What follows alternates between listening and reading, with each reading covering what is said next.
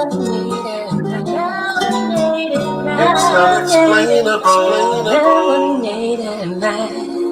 unexplainable.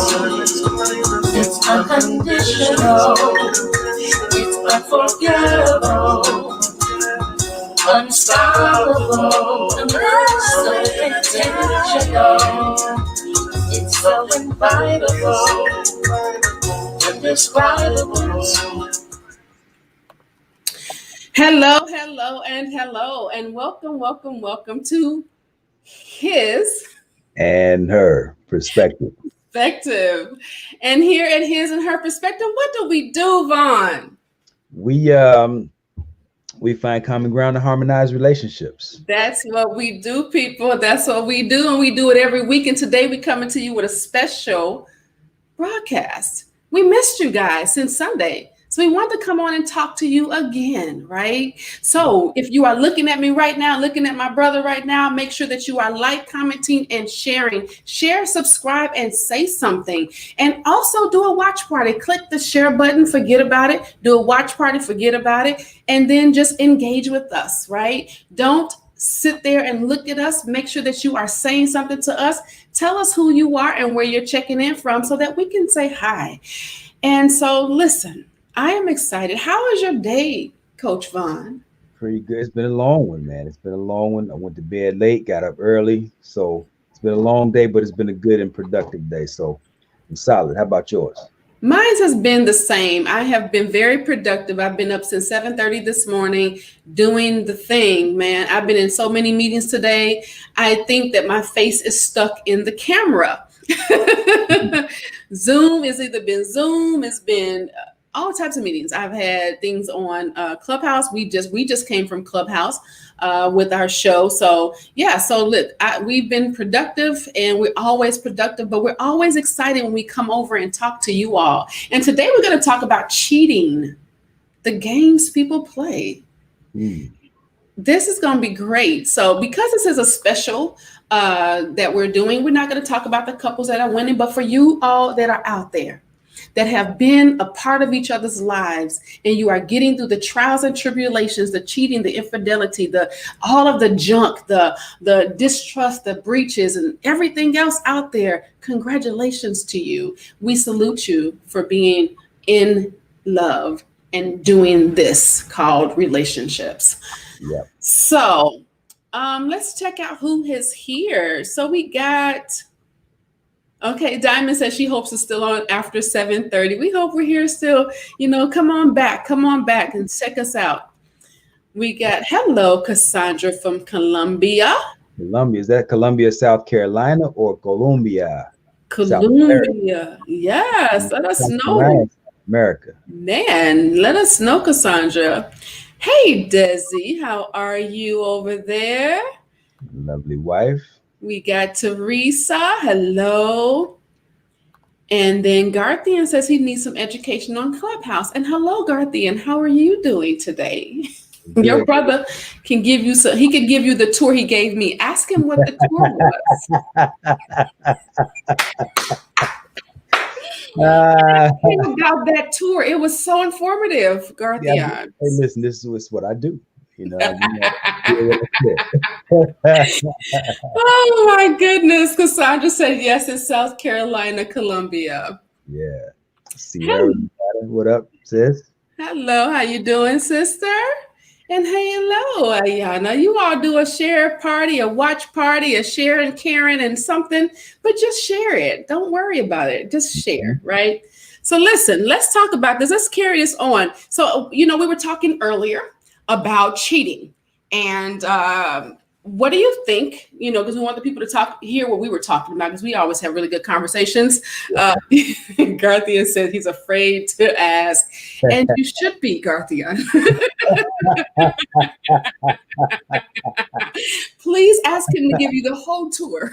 I got you, bro. I got you. No worries. Yes, he will. He got you. You do it like that. No just make sure you're taking copious notes though, Garthian, because he's gonna go right there. Just go just like that. Yeah. Listen, so we were talking about this whole cheating thing, right? And cheating, people, are cheating. Who cheats? There's always the questions: who cheats more, the man or the woman? It's questions like, how can you get over cheating? Can you get over cheating? Can your relationship endure this heavy breach, which even the Bible speaks about, right? So, what are your thoughts, brother, about men or women? Do you think men or women cheat more? I think the general consensus is that men cheat more. Um, I think even in many regards in our society, it's been almost encouraged, that, or at least not shunned in the way that it would be shunned for women to cheat. Yeah. So I think it's frowned upon much more heavily when women cheat than when men cheat, maybe. So, and other factors. So I guess in a nutshell, I would say the general consensus is that men cheat more. What do you say? I think that the general consensus, I do agree with your general consensus, but statistic wise, women cheat more. We just Mm. kind of get away with it easier, better. Sneaky little devils. Sneaky little devils, right? Where That's my wife actually at? about 25% more. Where my wife at? She's on the screen. Right. You better Just watch sit out still. for it. Watch her. Make sure her name don't bounce, right? So we just happen to be slicker, right? And we get away with it more. We just know what we're doing, right? But also, Mm. to your point, when you say that it's more looked upon as a good thing, or a, bro, look what you're doing, boy, give me that thing, right? That men, is acceptable from them, on both sides of the table, with their friends as males, and their counterparts, which is females. They kind of accept it a little bit more. Women look like prostitutes, and as our brother who's not on here today says all the time, garden tools. Right. So Yardley says that all the time. So I think that that's why nobody's spreading the news that we're 25% more cheaters. Mm, mm, mm. Yeah. How Yeah. naive I have been. So listen, do you happen to think that a person, or a couple, I should say, do you think that a couple can endure cheating? Or do you think cheating is like the deal breaker? Nobody should ever forgive or forget. What's your thoughts about that? Yeah, I think it's variables, right? So, um, short answer, yes, you can recover from cheating for sure. But I think that it has to be measured. So I don't think that necessarily every relationship is salvageable, or even worth trying to save. So Right. if it's a very toxic relationship, very dysfunctional, tumultuous, abusive, and then you cheat, like, I'm cool. We can go ahead and call this a wrap. But if it's something that's good and was good, it was going well, we accomplished a lot, accumulated some things, maybe children involved, and then we had a mishap, then we can talk about what it looks like to recover from that. So yeah, I think it's definitely doable, definitely something that we can recover from. Just a matter of making an assessment of what it is that we're recovering from, or trying to recover towards. What do you think? Yeah.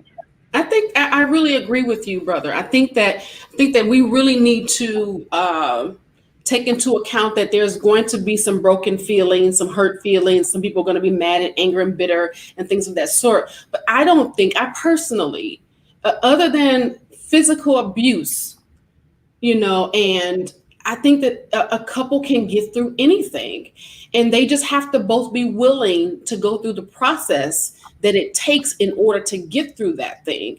And I think that many times you have either one partner or another not willing to fully forego the entire process. And that process is, hey, you know what, if you got to answer these questions 12 times a day, and I know that that's excessive because I also speak to the other side. But if you have to answer these questions 12 times a day for the next 6 months to make your partner feel like, okay, even though you probably can start doing things and spit these answers out, whatever. But you've got to be willing to go through that process. And then the party that has been victimized, for lack of better terms, they have to be willing to go through the process too, which means that you have to put a time limit on it.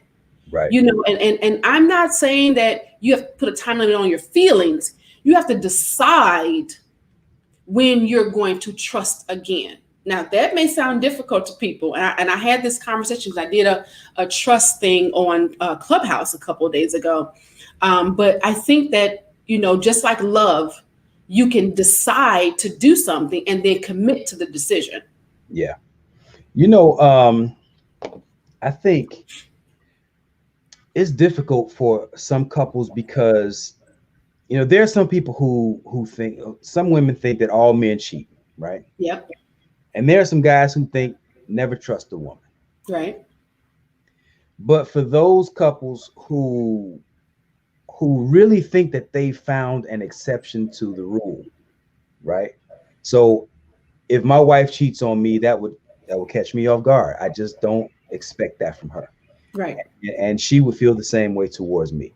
Right. And so I think in those scenarios, it becomes a little bit more, or maybe even a lot more challenging to recover from infidelity, because now it distorts who you thought you were in a relationship with. Right.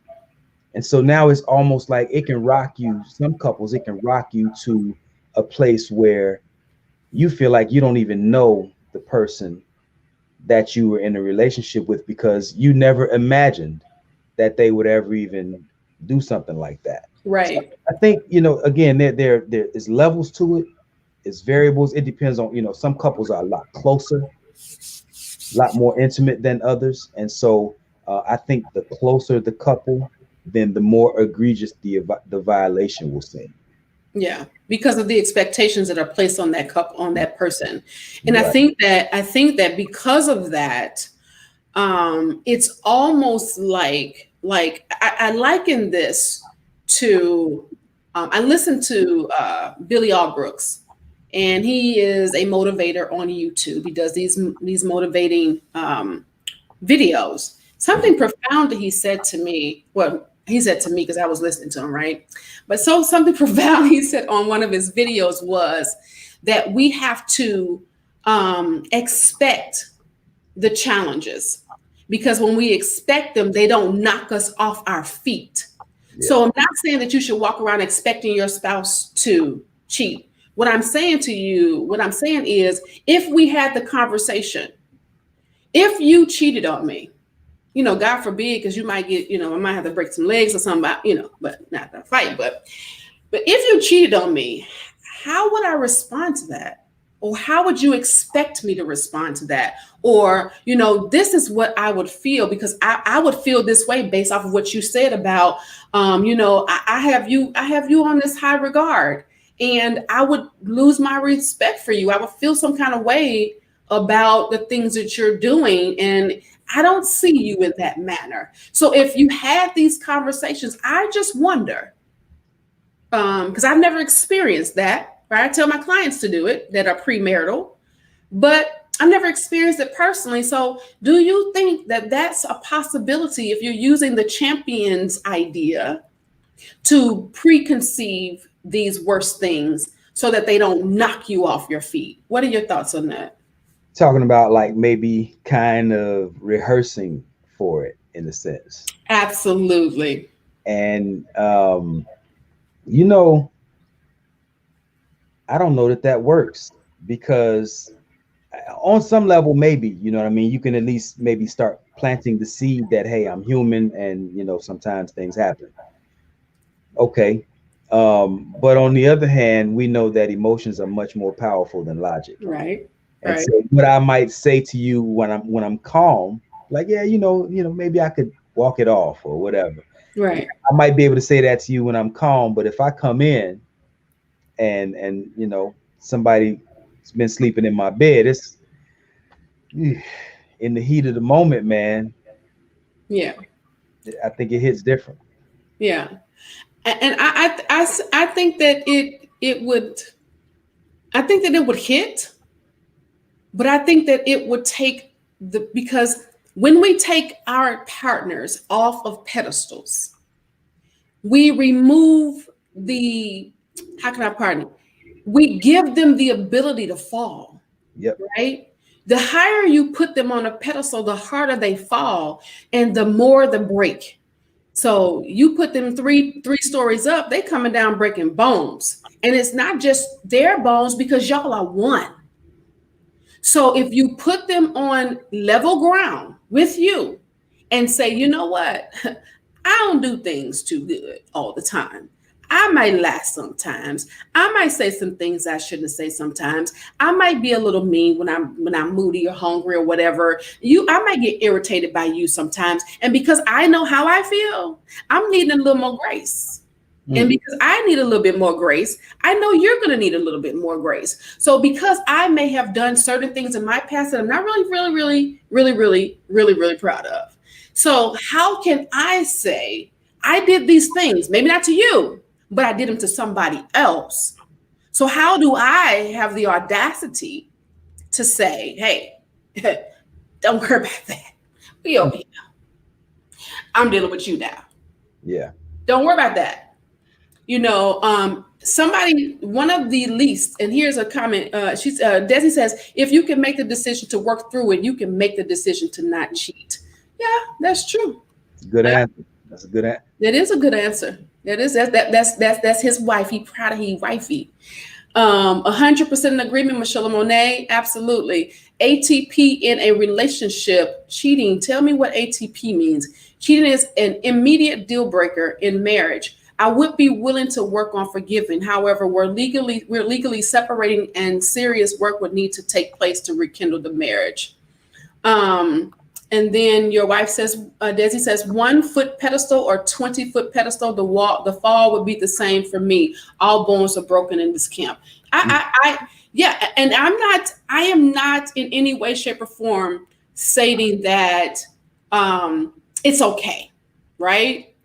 It's not okay, which is why I believe that the creator of all things thought enough of us to say, hey, guess what?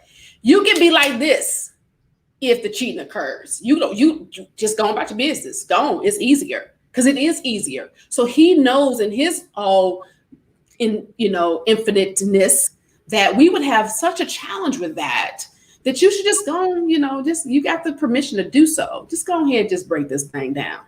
And so, but because, and I'm speaking from being the cheated, right? I'm the one that's being cheated on. Out of the 4 marriages, 3 of my husbands cheated on me. One was so egregious that it was over 20 women. So, and I'm still standing and saying, you know what? Still, and there now 20 women. Let me say, stop. Be clear. You don't give nobody that much grace. Okay, I was a fool. Don't be foolish, right? But I think that we still should give grace. And even the one that was most egregious to me, he said something to me. He said, you need to give more. You need to give people the same grace that you're looking for. May not be for the same thing, but you still should give grace because you look for grace from the Father every day. And that stuck with me. And I tend to think about those things when I deal with other people. Now, I don't have to deal with you and give you the grace in your face, but I can give you grace and decide to walk away, and grace not to really, act like I could. Right. So, what are your thoughts on that? Cheating is one of those things, though. I mean, my life is on the line. You know what I mean? Because you can go out here and you slip up with the wrong person, and I don't know how intimate or how far y'all went, and I don't know who that person is or who they've been with. So it's more to it than just you made a mistake. Right. You made a mistake that could ultimately cost me my life and your family. Yeah. And so, or even if it don't cost me my life, it could cost me my well-being. It could compromise my health. So I think in a sense, they say don't put each other on a pedestal. I've heard that, and it makes a lot of sense. But at the same time, I'd be lying if I say that I didn't elevate my wife. And so she couldn't be my wife if I didn't think higher of her than I think of other women. Mm-hmm. And Yeah. so my expectations, they say expectation is the mother of disappointment, right? Mm-hmm. But I'd be lying if I didn't say that my expectations weren't higher of my wife than the average woman that I might meet.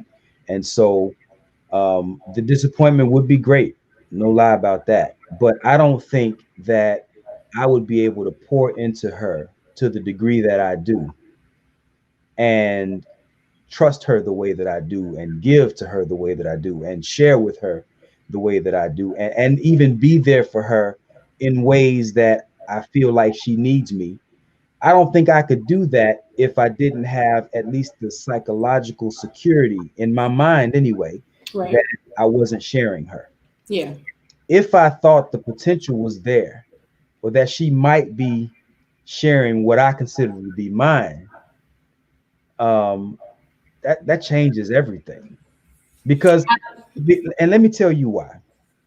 And I think a lot of men are like me in this regard, but I got to tell you, I'm selfish as hell.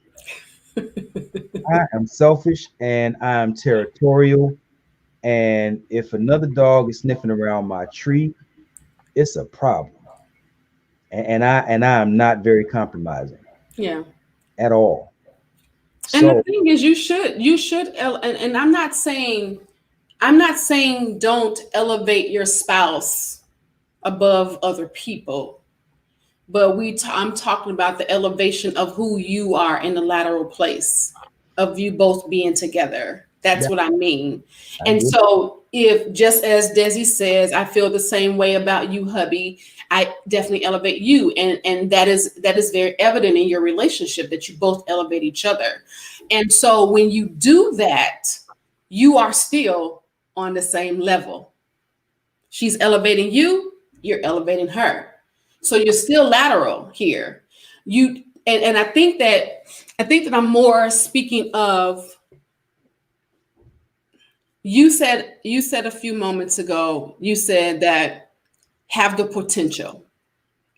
And because y'all know I'm going to the Bible says that we were all born into sin and shaped into iniquity. What that simply means is we all were born with the propensity, the capabilities, the potential to do and be anything, but we were shaped into who we were, which means that if I was shaped into being a cheater by watching my mother and my father be a cheater, or I watched them being dogged out while they were being faithful, so many different dynamics could come from that there was a shaping there. Or I was in relationship after relationship and being cheated on, that there's a shaping there. So we were shaped into who we create, who we are ultimately at the end of that. So we have the propensity. Everybody does yeah. have the propensity to do it, but they make, as your lovely wife said earlier, they make a decision not to do so. And everything is a decision. Everything Absolutely. ultimately comes down to a decision, and then we got to see what we have from there. I just don't know that I'm not very forgiving. Yeah. Not when it comes to that. I just don't imagine. And we've been together 30 years, 32 years total. But it'd probably be a wrap if Mhm. I can't even see past that. And I that's can't. I can't either. And let me tell you something. it's like Mike Tyson said, though, everybody got a plan until they get hit in the mouth. Right. And so, I don't know what I would do, but I can imagine that even if we did stay together after that, she probably wouldn't want to be with me because I don't imagine it would be very, very difficult to be my wife after something like that. Yeah. Yeah, I'm sure. I mean, after that long of trusting. So Yarly says you give them same grace that you would expect God to give to you, or just give base to the face with the H. Yarly always coming, man. Hey, how are you doing, Yarly? Look, my wife said it'd be a wrap. Look at She her. said, not probably, it would be a wrap, She's unfortunately. saying, look, And so speaking of the latter part, because I know that you all love each other so much that you would not, but it would be truly unfortunate that a couple that has been together for that long, that a breach at the weakness, because let me tell you something, nobody wakes up in the morning after having 32 wonderful, beautiful years and says, you know what, I think I'll just go cheat today. Let me put these slacks on, let me put this dress on, I'm gonna go find me a dude, I'm gonna find me a woman, I'm going to cheat. The reality of it is that there's breaches along the way, probably 6 months, a year before anything actually happened in a relationship of such tenure. So when you have a relationship of that much tenure, then there's some obvious signs down the pipe there that have said, you know what, you being mouthy, you know what, you being disrespectful, you know what, you're not honoring me, you know what, you're not loving me, you know what, you slacking, something's happening. So then it would not, of course, when you're having a relationship that is respectful, that is, not to say that it's 100% perfect, but it's working, then yeah, you'll be sitting there going, are you serious? This happened? Right? But when you have a relationship that's tumultuous and you're having problems, anything's up for grabs at that point. And then to go through all of that and to stick it out for all of those years, and then to say there was a breach when we haven't dealt with the problem.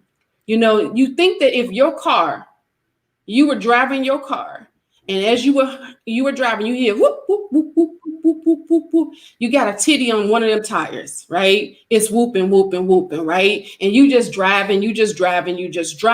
All of a sudden, on your way to a very important meeting, and you got on your best, suit, outfit, whatever, that you have a blowout in the middle of nowhere. And so you can't sit up here and think that I can't believe this happened. Why?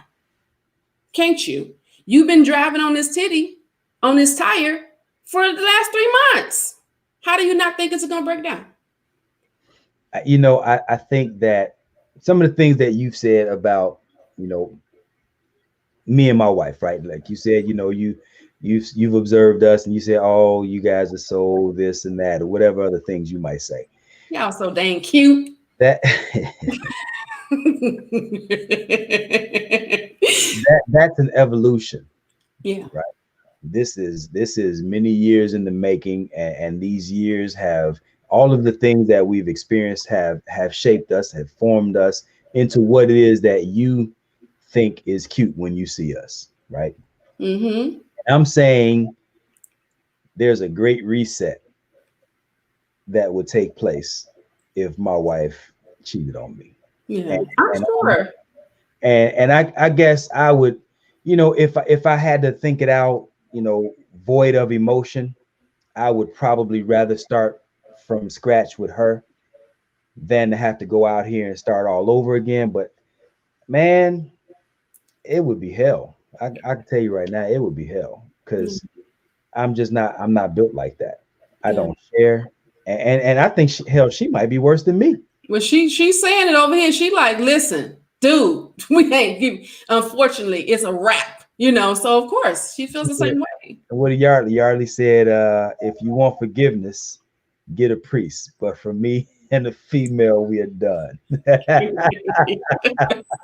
I thought you was on my side. You just said give the same grace, man. What's up with that, Yardley? And then my wife said, then you need to discuss that with your spouse and not let it build up. I don't do that. If it's a problem that day, I'm saying something immediately or within 24 hours. Absolutely. And I think that's to that point, one of the things that helps to make us to get us to where we are right now and makes us what we are right now. Absolutely. Is that we have a very strong communication. And so to the point that she just made, when we have an issue, we don't let things just simmer and build and build and build. If there's a problem, we deal with it, no matter what it is. And if the tension is too high, then we may wait till it calms down a little bit, and then we're going to talk about it. But there's nothing lingering in the back of my mind that I'm just not going to talk about with her. and I feel strong that she's the same way. Yeah. And so that open line of communication helps to minimize the window for those types of mistakes. I add another thing to that too. Um, Cheating is rarely is it completely random. Like normally there's some familiarity there, or normally you're putting yourself in situations, you're hanging out in places maybe that you shouldn't be. You may be sharing some drinks with somebody that you shouldn't be sharing drinks with. Like you're unduly or more intimately familiar with some people than you should be, knowing that you're in a committed or monogamous relationship. Right. So um, I think oftentimes when cheating happens, it's because we've set the stage to allow it to happen. Mm. Hmm. I can smoke a bag of that Yeah. because of the whole allowance of not having the conversation, as your lovely wife said earlier, and I agree with that. And so let me be really clear. For those, of my suitors that might be out there, 'cause somebody might listen to this a little bit later and go, oh, she's just a pushover. No, I ain't. Okay. So I am in no way, shape, or form that this is okay. In no way, right? Oh, you got hell to reap if it happened, right? I might, depending on where you are, because again, we talked about a brother who's been married 32 years who would say no, nah, and the wife said it's a wrap, right? You can't come in right away talking about that. You gotta have put some time on the books. You gotta have put some commissary on the books before you start getting out of jail free cards. So,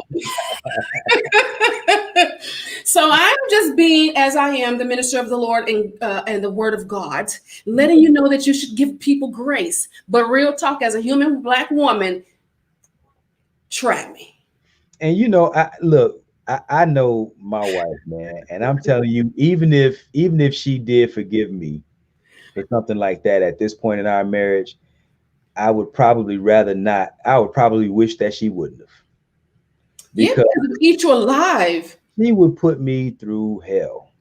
Just, I mean, it would almost not even be worth it, because there would be so much tension and stress going into probably the next decade of our marriage. I don't know how long it might take to recover, but Right.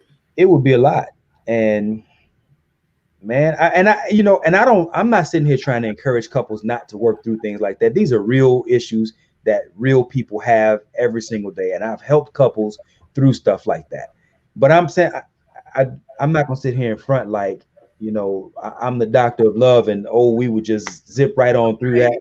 Right. Right. I'm gonna tell you that if there's a chink in my armor, it's my woman, and the idea of her being with another man. Like I have zero tolerance for that. Yeah. Yeah. And it really takes honestly to be able to forgive that, to be able to handle those types of things. It really takes you having a solid. I'm not talking about this fictitious I pray every now and again when I need something from the Lord. I'm talking about a praying life where your peace does not come through the man or woman that's laying in your bed, but the joy is added to because they are, or the peace knowing that, you know what, God's wrath is greater than my wrath on my best day. It takes that to be able to get through some of this. So yes, we're not saying that couples can't get through it. They can. It really can. But it's work. And think of it. I said to a client, think of the work that you have to put into yourself. Now double it and then multiply it by 10, because that's what you're doing, because you have no idea of the layers that come with that person. So you've got your own layers, then you got this other person's layers, and then y'all cheat. Now you got an explosion. And you said something earlier I wanted to address, and now I can't remember what it was.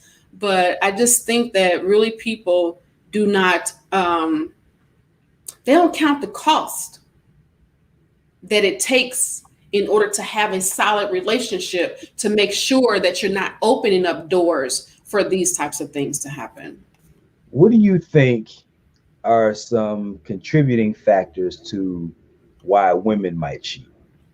So let's let because Yarley says usually a bored woman with a high propensity has a high propensity of infidelity. A man who feels unappreciated, disrespected, and not treated like a man who wants to be will find a woman to do what she does not.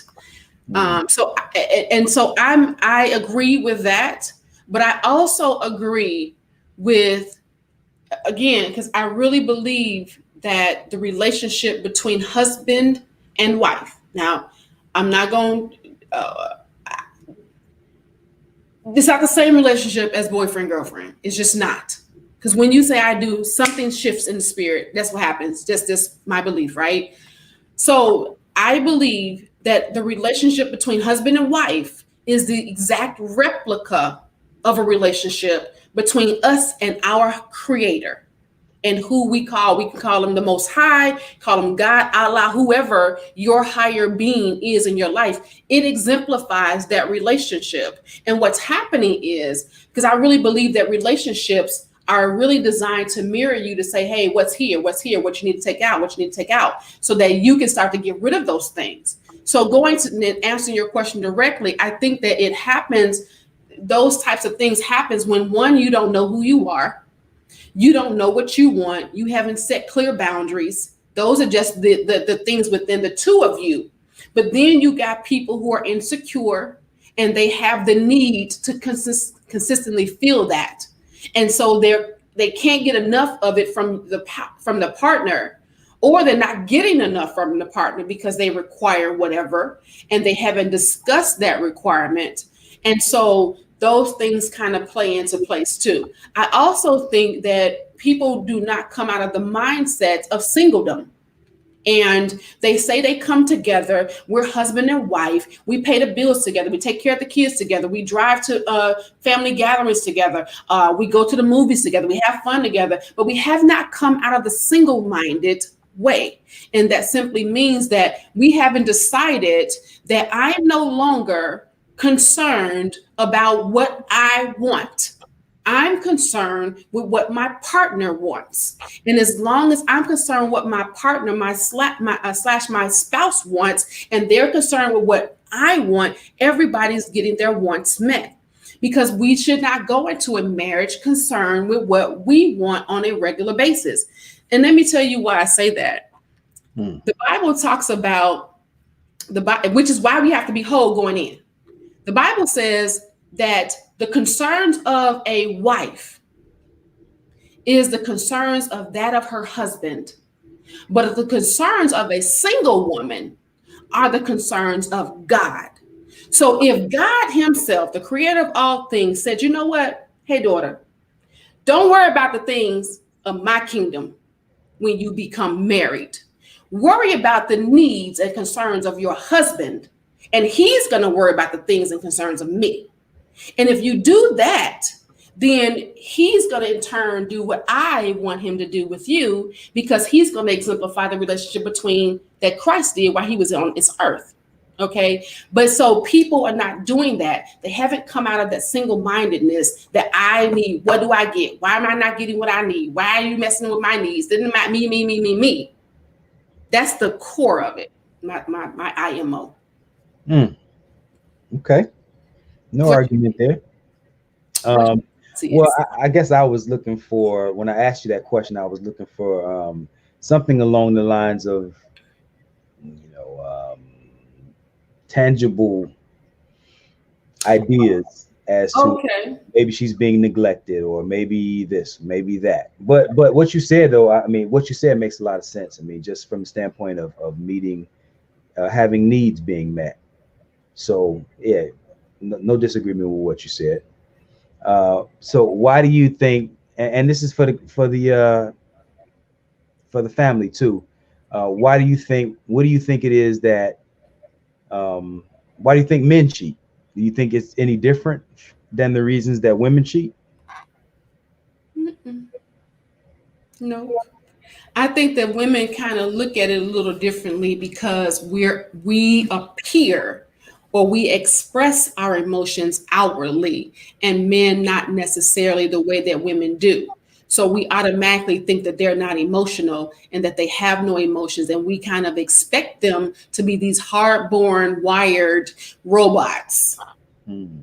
that don't have emotions and feelings, don't have needs and concerns, don't have desires that they need to have met so that they can too be fulfilled. We're looking for them to be providers of everything, and that's not fair.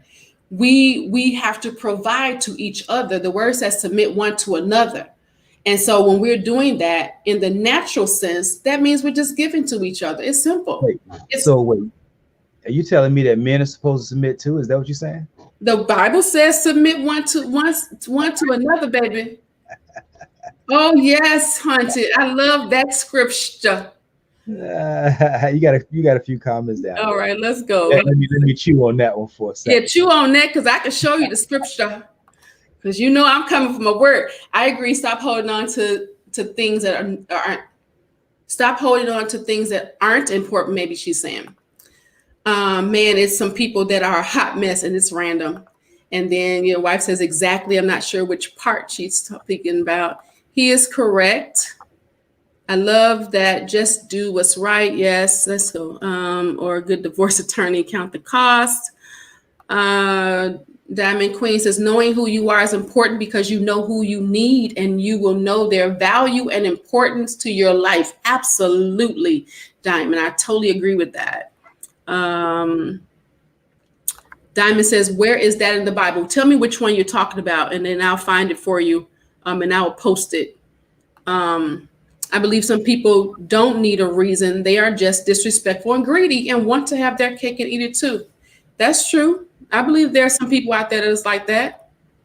Yeah. I'm not giving excuses to this. Exactly, Mrs. Love Alchemist. Talk about you, Desi. I think women do it from lack of attention from their spouse or their partner. Yeah.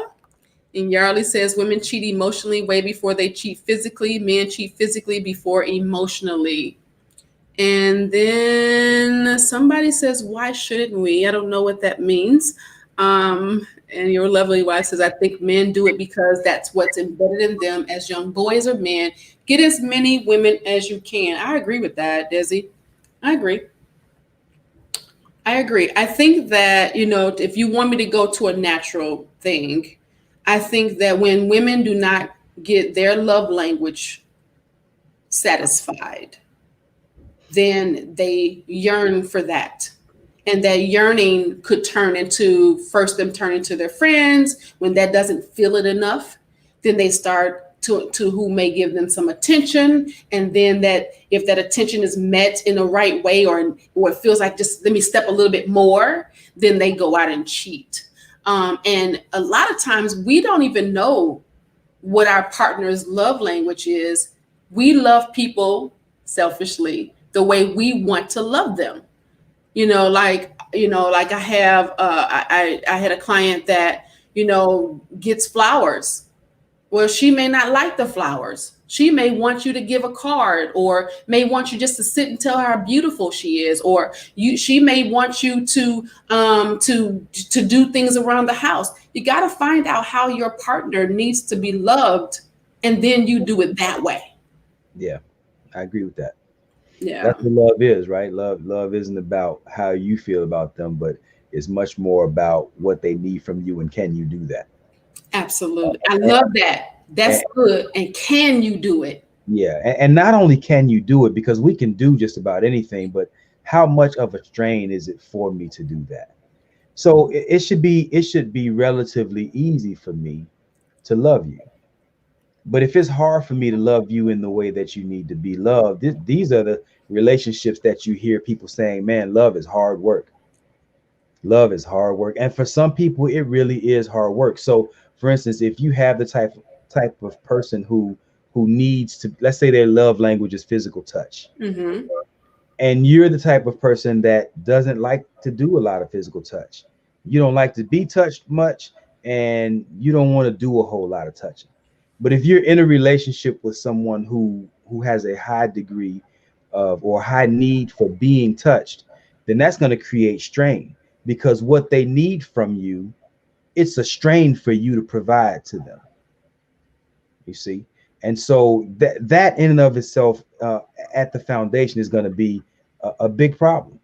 Yeah. Because yeah, I mean that's as simple as I can make it. I mean, I think there are a lot of relationships out here that are like that, where what I need from you is so challenging for you to provide that for me. Not that I don't feel good about you, not that I don't love you, or not that I don't like you, but your love language is so hard. It causes such a disturbance in me to give you what it is that you're asking of me, that by itself is eating at the core of what we have. What do you think about that? I love that you brought that up. And that goes back to that wholeness.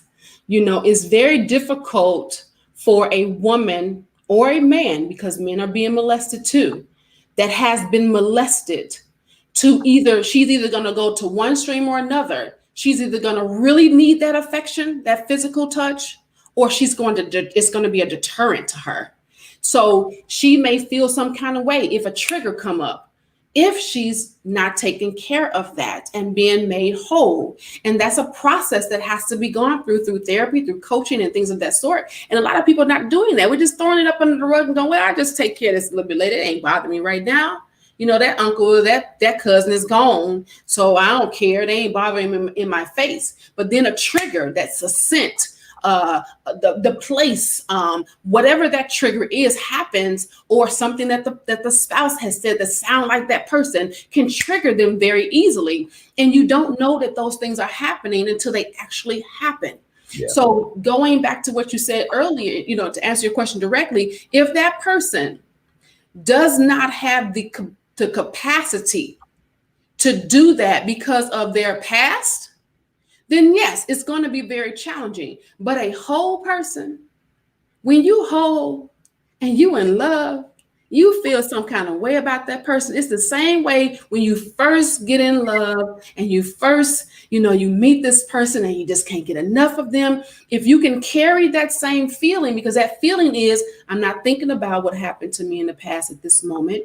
I'm enjoying this person. I love what I see and all of these things, and I'm moving into this. And then as things become comfortable in the relationship, then the outside environment starts to seep in, because they realize that I still didn't deal with those things. I just kind of moved on. That's in theory, that sounds great, but it's a whole lot of us that ain't whole. Absolutely. There's a whole lot of us that need therapy and some sort of counseling or something, because we got a lot of issues to work out. Yes. And even just like what we talked about this past weekend on the show with the colorism, there are a lot of us who don't feel good about our skin tone. And so, that can create a relationship, a challenging relationship dynamic, just by virtue of the fact that I don't appreciate necessarily, not me, but, if I don't feel good about how dark my skin is.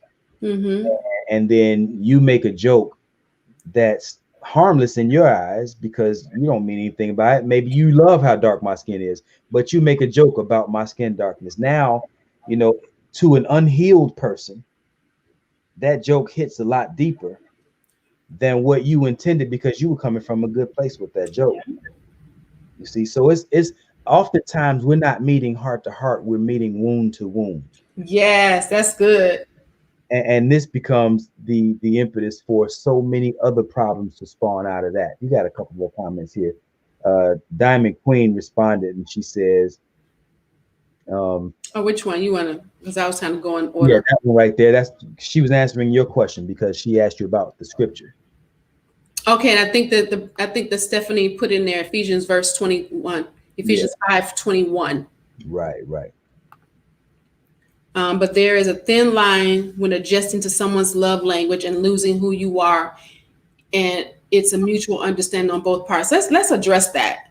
Yeah, you can't lose what you never had, and if you got it solidly, and somebody can come in and take that away from you, you never had it. When you give, so I love how Coach Vaughn says this. he says that you should, and I'm just taking words and putting them out his mouth, right? He says when you love out of an abundance, there's an overflow. Just imagine a cup of tea, and you're pouring, and it's just flowing over. That's how your love should be. It shouldn't be you just dapped it and walked away, and you sitting there looking at the cup, going, "Okay, well, can I even get it? Can't get the tongue in there to get it." Just like you just can't do nothing, right? You're trying to do, and that's what we're doing. We are with these cups with these drops in it, sticking our whole face in there, trying to get to the drop at the bottom to make this work. When in actuality, you should sit the cup down, figure out how you can make the tea called you, and pour, so that you're pouring out of that abundance. And we're not doing that. We're not. So another scripture says it's really, actually Peter, I think, says this, that he would rather you're not married. Get yourself together. That's the word, right? But if you get so hot and horny, you can't hold yourself, go ahead and get married. Save yourself. That's what his word says. Because he understands the dynamic of two people coming together is just like two cars coming together at 100 miles an hour. When they slam together at that 100 miles an hour, they're going to break something. Blood's going to shed. Some people are going to be hurt. But if you take into account that we're two broken people, if y'all decide against the will of your father and saying, let me get myself together, and then come together with this person and test this thing out. Because do know that just because you done took this time and I've been working on myself, and I know who I am, I know what I want, and when it come time to that relationship to come up to you, it's going to be challenged, and you're going to have to be tested. To that point that Diamond Queen made about adjusting to someone's love language and losing who you are. Yeah. There's a story that I'm reminded of where a man and a woman met, and they fell in love very fast. Their relationship grew, and over time, she kept urging him to make adjustments, to mold him more into the man that she wanted him to be. And so little by little, she would change this thing, or she would ask him to change this thing, and encourage him to change that thing, and then urge him to change something else. So eventually he changed into a man that even he didn't recognize. And he changed so much from the man that he was when they met that he didn't recognize himself. And then she left him for someone who was just like he was when they first met. So the moral of the story is, to the point that Diamond Queen just made, never compromise so much that you lose yourself in the compromise. There is a such thing as over compromising. And that goes back to what I was saying about the relative ease with which you love the person that you're in a relationship with. It should not be hard. You should not have to become someone else new for them to appreciate you. If you do, then you're in the wrong relationship. You are. And let me tell you, ladies and gentlemen, that is so evident in the beginning, before you say I do. Yeah. It's a totally different thing as you was out here, you was the biggest hoe on 5th Street, and you trying to hold down and calm down so that you ain't doing that no more, and you're trying to change your life, than to be this whole person coming in. You have worked and done some things with yourself. You've worked on the forgiveness, the bitterness, the resentment, and those things like that. And then you come into this union, and they found you that way. They liked you that way. They accepted or asked you to marry them in that way. So why change them? That's control. And because if you change, this is the thing. This is what people don't get. Try to change somebody. You may not like who they become. You may not like what you see. It's kind of like the doctor. What's the what's the monster back in the day when we was kids that they laid them on and had the things in the head? What was that? I don't know what you're talking about. Oh my God. Y'all tell me. Y'all, it's not Dr. Jekyll, Mr. Hyde. It was the monster. And he had the Frankenstein? the Eddie. What was the name of his, what was he though? You're not talking about Frankenstein. Yes. Oh, Because he wanted to create this being, right? yeah, I don't think that he wanted to create this being that would ultimately turn against him. right. That's exactly what you're chancing when you just say, well, do this, and you're going against the will of that person. The best way to get 100% out of any person is to allow them to be 100% of who they are. And if you can't deal with that 100% of who they are when you get with them, walk away. Man, that hits so home because I used to want to change my wife so bad. There were just little things about her, whether it was because she was very sensitive or just little things that, well, they were little to me, but it was probably a big deal to her. And I was trying to change her way of doing this and change her way of doing that. Why can't you see it this way? And I got to that point eventually where I was like, man, just appreciate the person that you marry, for one. Appreciate the woman that she was designed to be. And once I fell back, she actually gave me a better version of herself than even the one that I had imagined in my own mind. Wow.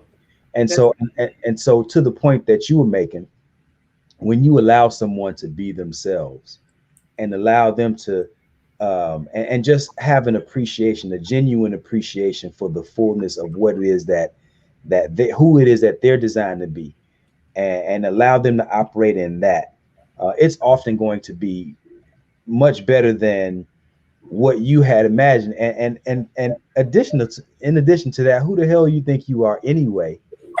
Right. I'm talking to myself, right? I'm talking to the younger version of myself. Who the hell you think you are?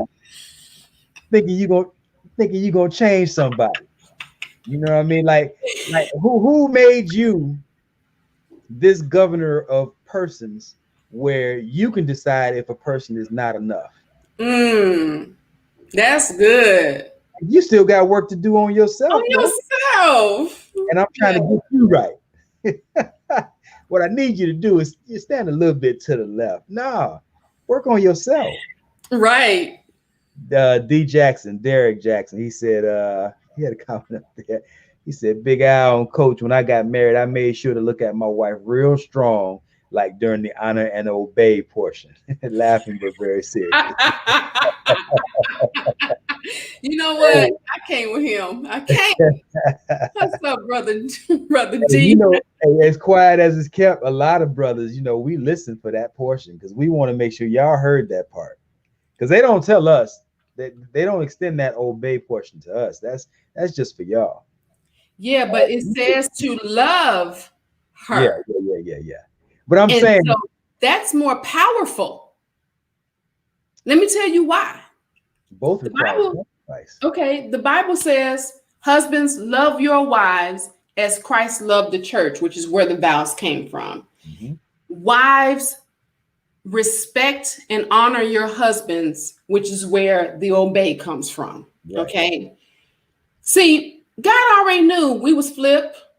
We was gonna do what we want to do. How? You know that? Because we have this argument about Adam and Eve.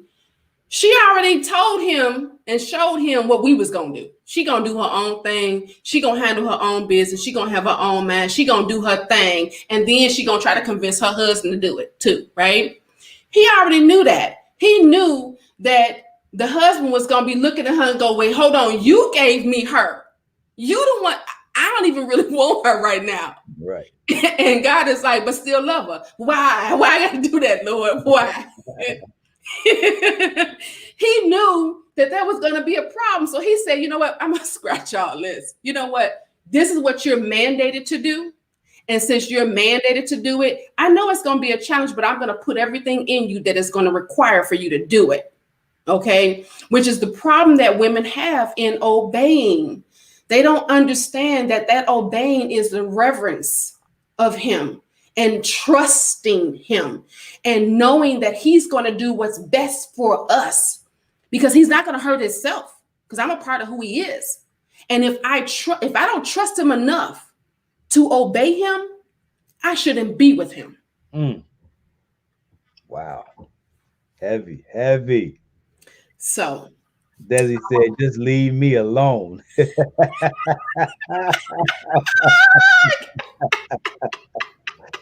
I was trying to change it, Lord. Right.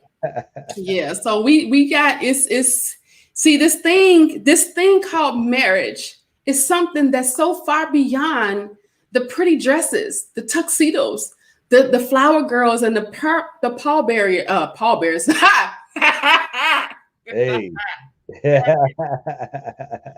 The ring bearers, you Yeah. know. Hey, So sometimes it is a pallbearer. Sometimes it is, but it's so far beyond that. Yeah. And I think that people should not be allowed to have a wedding until they've been together for 5 years. I think they should have to go to court, get married, and they should deserve a $10,000, $20,000 wedding. Look at that comment Desi just put in the comment. She said, I want to know why they say, I now pronounce you man and wife. No, it's husband and wife. That leaves the door open for cheating. Look at that following comment. I guess she said, because he's still a man and not a husband. That's good. Well, just to clear this up too, because that may have been changed on purpose, like many of the things in our Bible were changed, because the Hebrew word husband and the Hebrew word wife simply means man and woman. So it says man and woman. We've been given the words husband and wife to officialize it. It simply means man and woman. Okay. I didn't know that. Yep. I did not know that. It showed up. Yardley said no.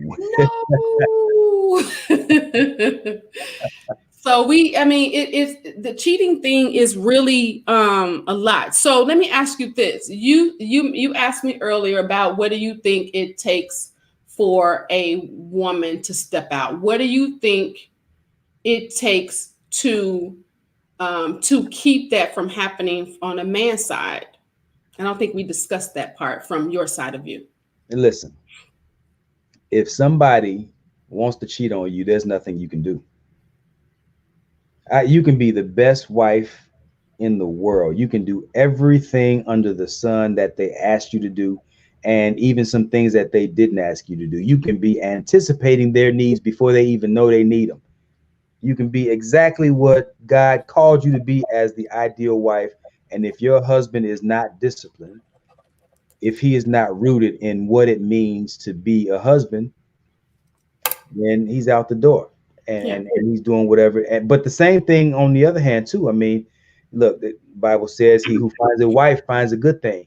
But just because you marry a woman doesn't mean she's wife material. Look, look, a lot of us, man, it's a lot of brothers out here marrying women that's just they for the streets, man. She belonged to the streets, and you brought her in. It's a problem, G. It's a problem. So again, I just to put the cherry on top, I think if somebody is dedicated to the marriage, they're not cheating. Yeah, they're not. If they're dedicated to themselves, then anything goes. If they know their value and their worth, they're not going to do it, because whatever you do to your husband or your wife, you're doing to yourself. Yep. You devaluing them, you're devalued. Period.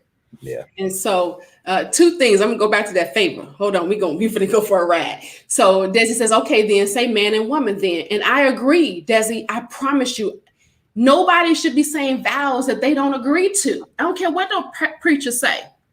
You when you sit down with that preacher, you can say, this is what I want my vows to say. Why? Because you're the one that has to stand before the Lord to answer why you didn't keep them.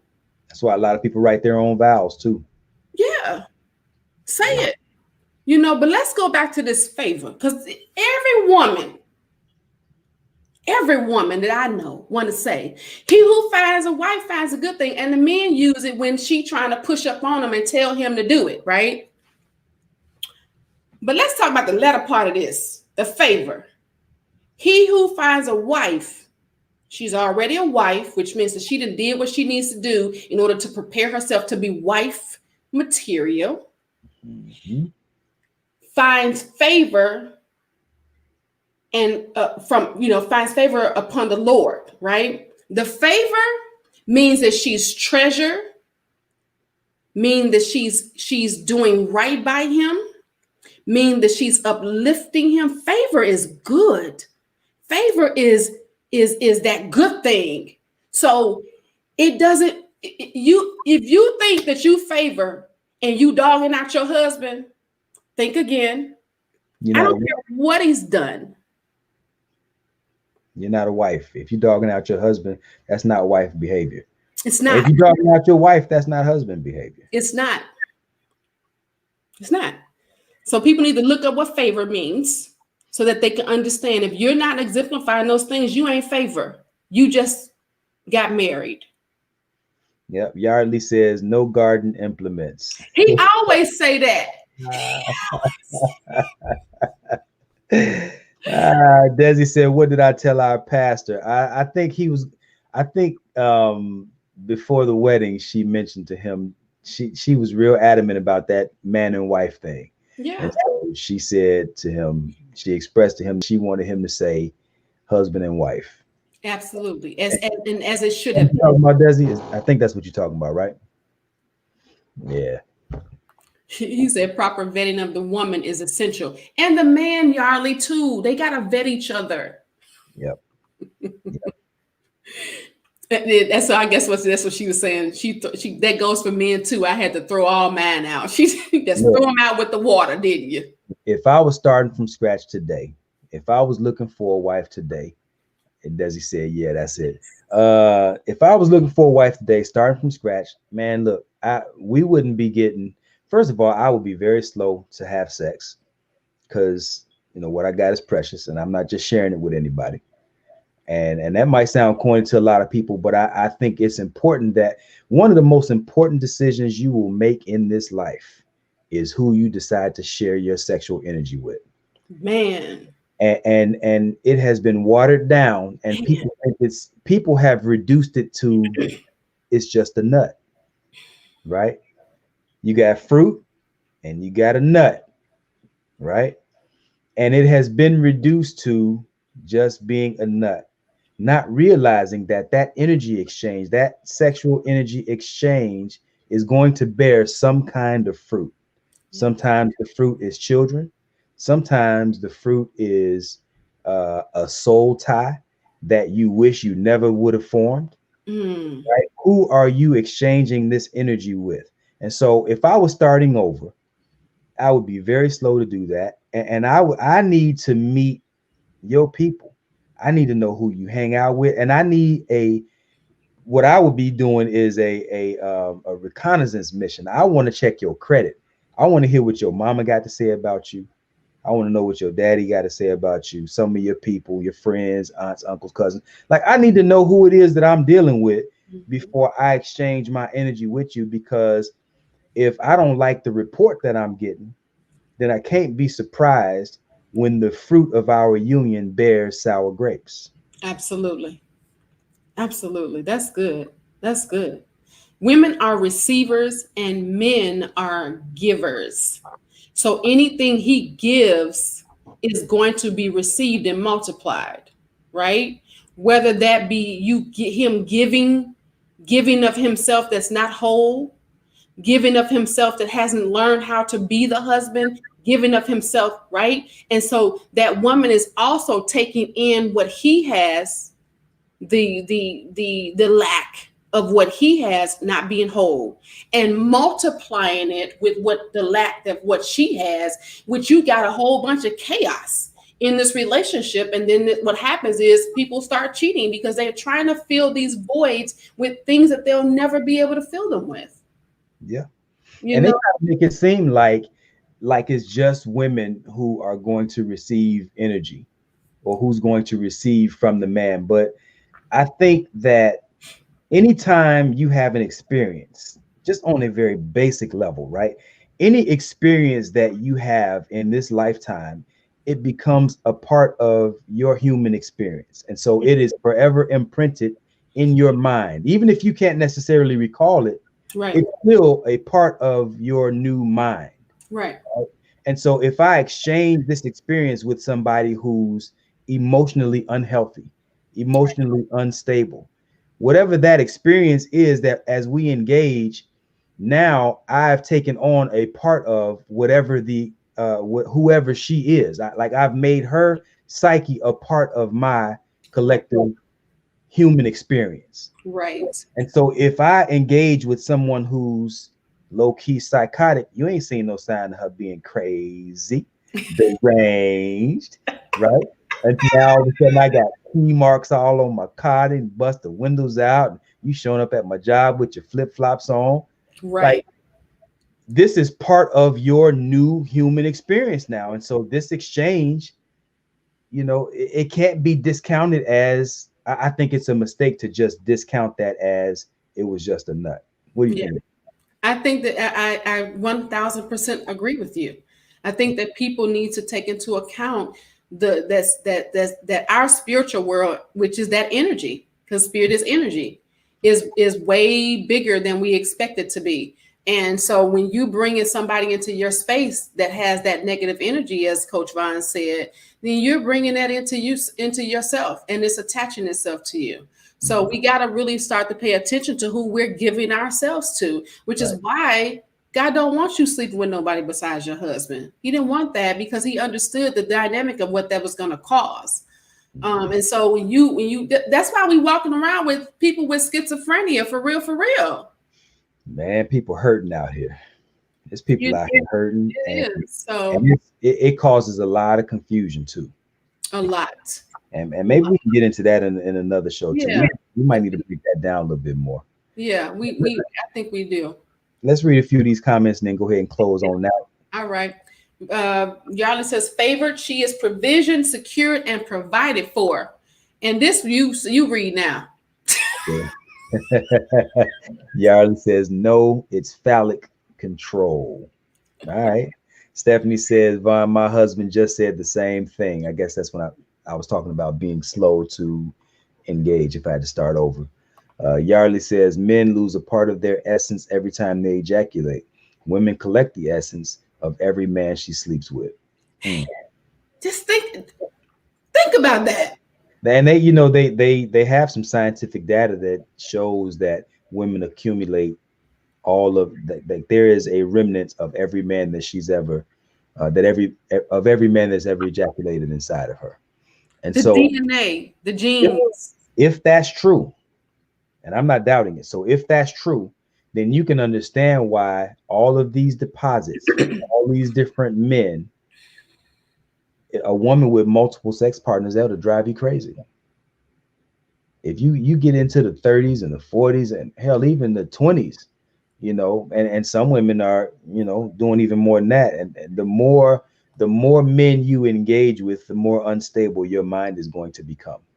But I will go so far as to say, just going back to what I was talking about with the human experience, I think that the more female partners a man engages with, sometimes it's more challenging for him to become satisfied with just one woman.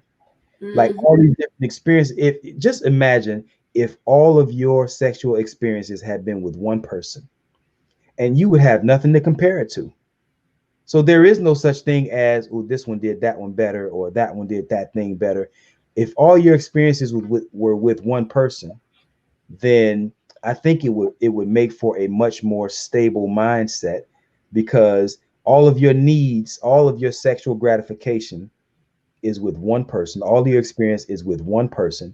And then everything else that you got to do in this life, you handle that. But all your sex is just with one person. I think even though they have all this scientific data out here that shows, whatever it shows, depositing in women and so on, and them carrying it with them, I think that even if it's not necessarily the same, I think there's an equal but maybe opposite reaction where men carry these experiences and it's not favorable.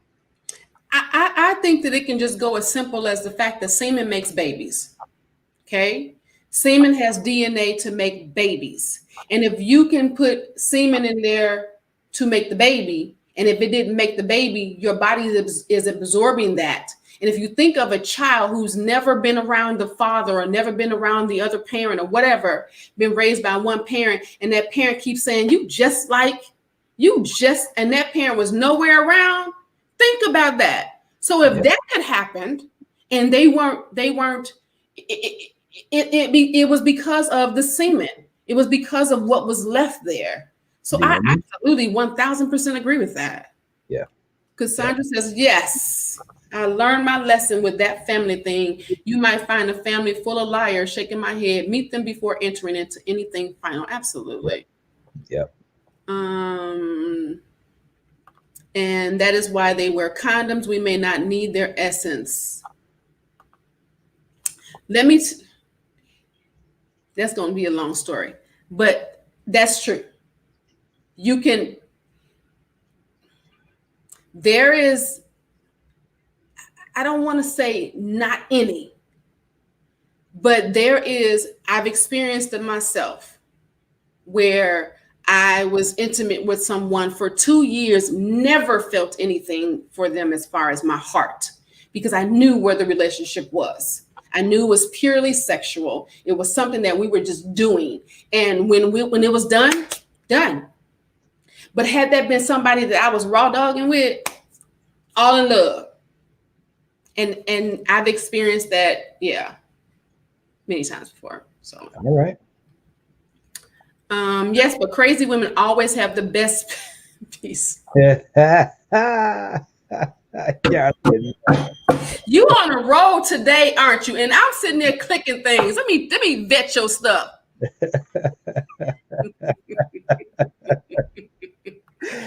I came with him. Anyway, look, this was good, brother. This was a good midweek conversation.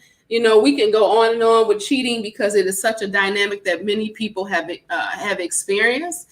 Many people don't understand it. Many people can't figure it out. And many people are totally against it and have stuck to their guns and stayed with their wives or husbands. And so this is good.